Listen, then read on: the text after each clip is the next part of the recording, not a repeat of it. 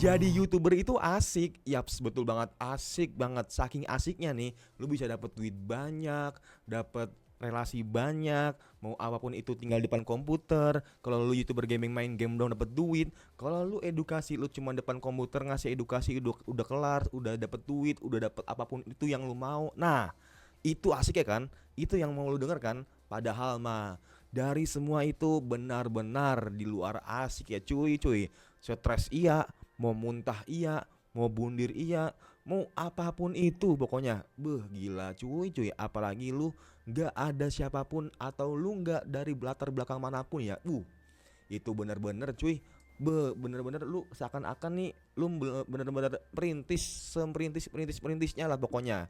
Nah makanya itu di sini gue mau ngasih tahu ke teman-teman kalau misalnya gimana sih kira-kira biar kita sama-sama youtuber pemula nih sama-sama belajar ya, biar kita nggak gagal untuk ke depannya. Hello guys, welcome in Faris Jenong. Nah jadi kali ini gue mau sharing kalian dan kita sama-sama belajar kalau misalnya gimana sih cara jadi youtuber yang perintis dari awal, nggak kenal siapa-siapa, kita introvert, kita memulai dan kita sama-sama ingin menjadi youtuber yang sukses pastinya ya. Nah langkah pertama tuh gampang guys, pertama kalian itu harus konten. Nah kenapa gue bilang harus konten, karena kalau misalnya introvertan lu, kalau lu nggak mulai konten ya udah nggak ada video pertama yang bakal lu keluarin gitu. Dan kalau misalnya lu udah sering konten segala macam, itu nggak ada kata sia-sia guys, nggak ada kata sia-sia. Semuanya itu ada dampak buat lu sendiri secara nggak langsung. Walaupun video lu itu nggak develop, nggak berkembang sesedianya, setidaknya nih diri lu buat speak up depan kamera itu udah meningkat, udah berkembang, udah pede dibandingkan sebelumnya, dibandingkan lu nggak mulai dari nol. Ingat ya, semuanya mulai dari nol. Kecuali lu punya orang yang bisa ngegendong viewers lu juga. Nah, emang ya hoki-hokian sih sebenarnya sih untuk YouTube ya. Algoritma YouTube tuh nggak ada yang tahu mau lu lagi main game ini, mau lu lagi bikin video ini, mau lu ngupload video itu, nggak ada yang tahu yang viral itu yang mana, yang FYP itu yang mana. Kita sebagai YouTuber cuman bisa bikin video, upload video, habis itu berikan setiap video itu yang terbaik buat viewers kalian.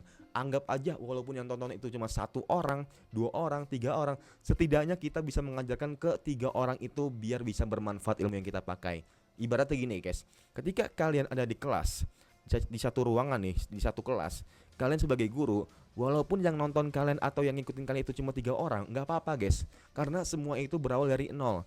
Nah, siapa tahu setahun kemudian yang kelas kalian itu berisi 100 orang, 200 orang, 300 orang, 400 orang, itu nggak ada yang tahu cuy. Makanya teman-teman sebagai YouTuber pemula mulai aja dari nol, jangan takut gagal. Kalau misalnya kalian udah mulai gimana bang? Nah kalau kalian udah mulai, cari kira-kira yang satu relevan atau cari kompetitor kalian lah yang sama ngebahasa dari bidang kalian. Nah habis itu ajak apa? Ajak collab.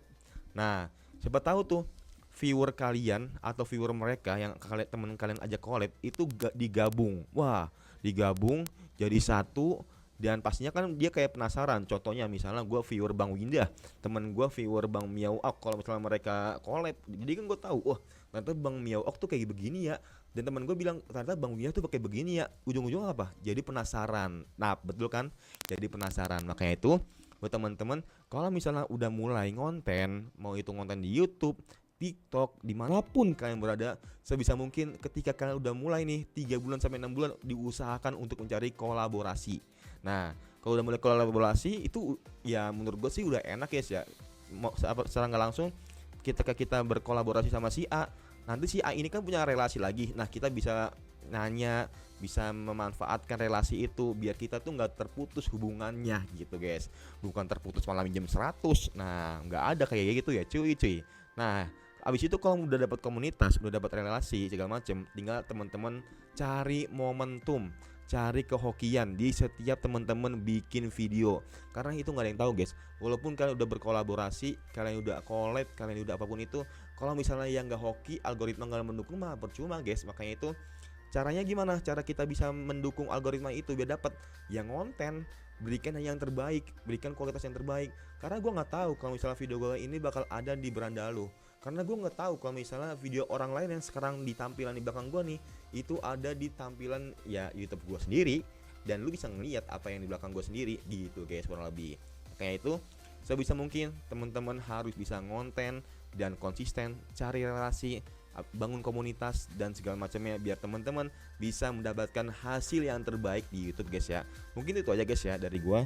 Makanya gua nggak mau panjang lebar karena gua tahu sendiri kalau misalnya panjang-panjang dalam YouTube itu ya tahu sendiri, makin sedikit minatnya, makin sedikit juga orang yang mau jadi orang pintar di YouTube sekarang guys ya.